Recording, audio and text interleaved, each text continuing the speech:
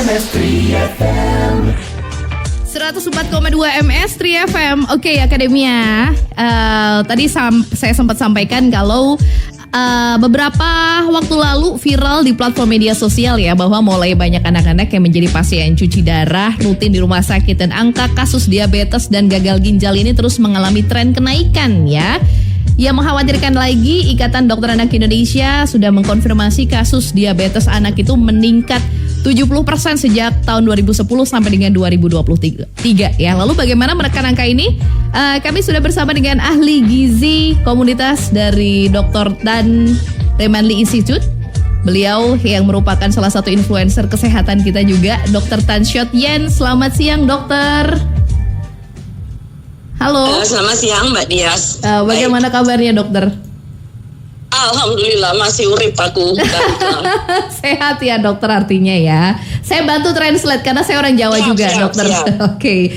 Baik, Dokter Tan, menanggapi tingginya angka kasus diabetes dan juga gagal ginjal pada anak itu, bagaimana tanggapannya? Ya, sebetulnya itu kan angka memang sudah ada lama ya. Cuman hanya karena diangkat oleh salah seorang konten kreator lalu menjadi heboh di Indonesia.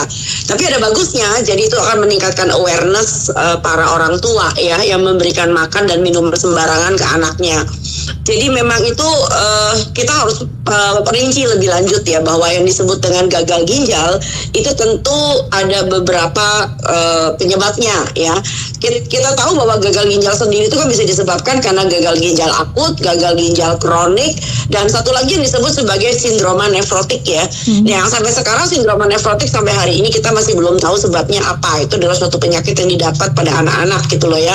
Nah, kalau seandainya Anda bicara tentang gagal ginjal kronik yang disebabkan karena komplikasi dari gaya hidup dengan akibat diabetes usia dini dan sebagainya, tentu itu akan menjadi suatu bukan cuma lampu kuning ya, udah jadi lampu merah buat Indonesia yang mengatakan, stop, udah nggak bisa begini lagi loh. Silakan kembali pada Anda. Oke. Nah, ini sebenarnya ancaman apa saja sih untuk diabetes dan juga gagal ginjal ini untuk orang dewasa aja sangat berbahaya. Tapi ini untuk anak-anak ya, notabene juga organ-organnya belum maksimal bekerjanya seperti orang dewasa pada umumnya. Seperti apa, Dokter Tan? Ya, tentu ini adalah suatu hal yang sangat memperburuk kualitas hidup manusia ya. Seperti Anda sudah bilang tadi bahwa orang dewasa juga bermasalah, kualitasnya menurun, apalagi anak-anak ya. Anak-anak kan selayaknya tumbuh dan kembang, belajar, sekolah, bermain ya kan, lalu menjadi cerdas. Tapi kalau seandainya dia harus secara berkala harus cuci darah, belum lagi badannya lemah ya, banyak sekali dirongrong untuk masalah penyakit, dia nggak bisa belajar dengan baik. Wow, ini tentu saja merupakan ancaman kualitas masyarakat Indonesia di kemudian hari ya, karena anak ini akan terus hidup ya. Dan kita pengen tahu nih anak-anak kayak begini terus bakal jadi bagaimana kemudian harinya gitu loh, Mbak. Silakan. Oke. Nah, upaya apa yang harus dilakukan? Ini pemerintah apakah sudah melakukan upaya maksimal untuk menekan adanya angka ini, Dokter Tan? Gini, urusan gaya hidup itu tidak sepenuhnya bisa di tangan pemerintah ya. Kita punya disebut dengan kolaborasi pentahelix ya. Jadi aku rasa kalau ini adalah suatu siaran yang sifatnya untuk para akademia, artinya kalian adalah yang mendengar juga orang-orang yang mempunyai literasi dan saya harap nalar serta kognitif yang cukup. Maka kita untuk menanggulangi masalah gizi tentu saja kita bicara tentang kolaborasi pentahelix. Memang betul pemerintah sebagai pengendali kebijakan tentu saja. Makanya nih katanya dengar sih sebentar lagi mau ada kebijakan tentang pajak makanan minuman bermanis dan sebagainya. Dan yang kedua tentu saja kita harus memperhatikan bahwa para akademisi sendiri ya kan, apakah kita sebagai profesional, sebagai akademia, apakah kita sudah cukup memberikan suatu hasil misalnya studi-studi yang kita lakukan sendiri gitu loh ya, yang juga membuat masyarakat lalu menjadi melek matanya. Ya, dan dengan catatan studi-studi yang sifatnya bisa dipublikasikan di jurnal-jurnal yang cukup bergengsi, bukan jurnal predator atau mempunyai kekurangan di sana sini. Nah, kita tahu banget bahwa untuk membuat suatu studi itu memang biayanya tinggi banget. Dan kita khawatirkan, nah ini nomor 3, yang akademisi ini juga berkolaborasi dengan, nah ini dia nih yang saya suka sebel nih, apa tuh, dengan pelaku usaha, dengan pelaku usaha. pelaku usaha yang diam-diam memang membiayai penelitian-penelitian oleh para akademisi yang punten bukan untuk menikam dari belakang, tapi sebaliknya malah mempromosikan produk-produk itu sendiri. Jadi dari pelaku usaha sendiri juga harus ada suatu niatan baik ya.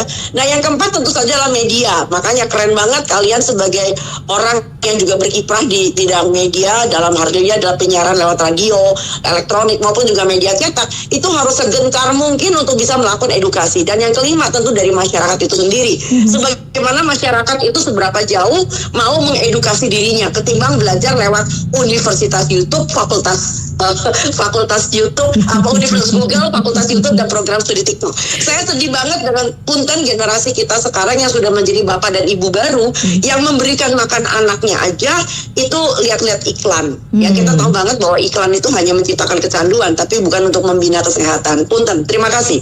Oke, Dokter Tan, ini menarik sekali. Sebenarnya kalau ngomongin pengen lebih banyak membahas, tapi waktu kita ternyata sangat sedikit, Dokter Tan ya.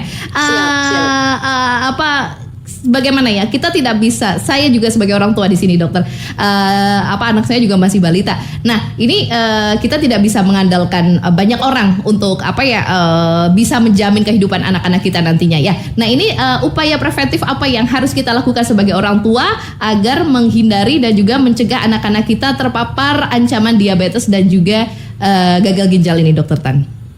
Nomor satu tentu dari orang tua itu sendiri ya. Apakah kalian sebagai orang tua bisa menjadi panutan bagi anaknya? Nah kan menarik banget kan kalau kita pengen anak kita makannya sehat, ibunya makan cilok, bapaknya beli jajanan begitu pulang dari bapaknya masih ngopi-ngopi dan sebagainya yang penuh dengan gula aren, dengan rasa flavor whatever gitu ya. Ya anaknya akan niru gitu loh ya. Jadi nomor satu ini adalah teguran keras bagi para orang tua juga, punten ya. Jadi apakah Anda sebagai orang tua juga mencontohkan gaya hidup yang sehat? Kedua tentu saja adalah dengan mendorong diri kalian sendiri untuk bisa belajar lebih banyak tentang gizi keluarga. Ini penting. Nah, gizi keluarga itu dapatnya bukan dari iklan ya. Kalau Anda cuma seliwerannya di media sosial, oh susu ini mereknya bagus, oh ya ini ada cemilan bayi dan sebagainya. Wah, itu tentu akan menyesatkan sekali ya. Ibaratnya kalau saya zaman kecil saya dulu, orang tua saya selalu mengatakan nggak ada tukang jual kecap bilang kecapnya basi, ya kan? Nggak ada tukang makan disebut jual kecap ya. Zaman dulu tuh tahun 70-60 orang mengatakan kalau ngomong semaunya itu namanya jual kecap, karena semua kecap itu dianggap baik oleh penjualnya. Nah, yang ketiga tentu saja adalah dengan meningkatkan literasi. Misalkan Anda ngerti dong cara baca label komposisi, daftar komposisi pangan ya. Jadi kalau beli makanan atau kemasan itu jangan langsung main tuang aja, main lempar ke dalam keranjang belanjaan di minimarket atau di swalayan. Anda baca dulu nih.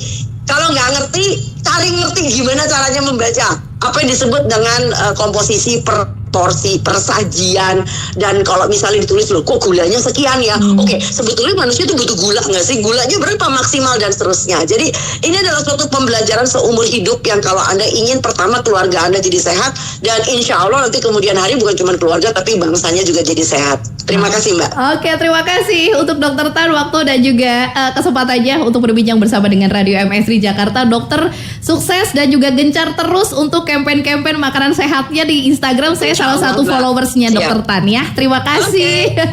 Selamat siang. Selamat kembali beraktivitas dokter. Ya itu dia akademia demikian. Salah satu narasumber kita juga yang merupakan influencer kesehatan ahli gizi komunitas dari Dokter Tan dan Rimenley Institute, Dr. Tan Xiaotian. Kita akan kembali lagi di Lanada bersama saya Dia Senja dari 104,2 MSRI FM. We play. MSRI FM.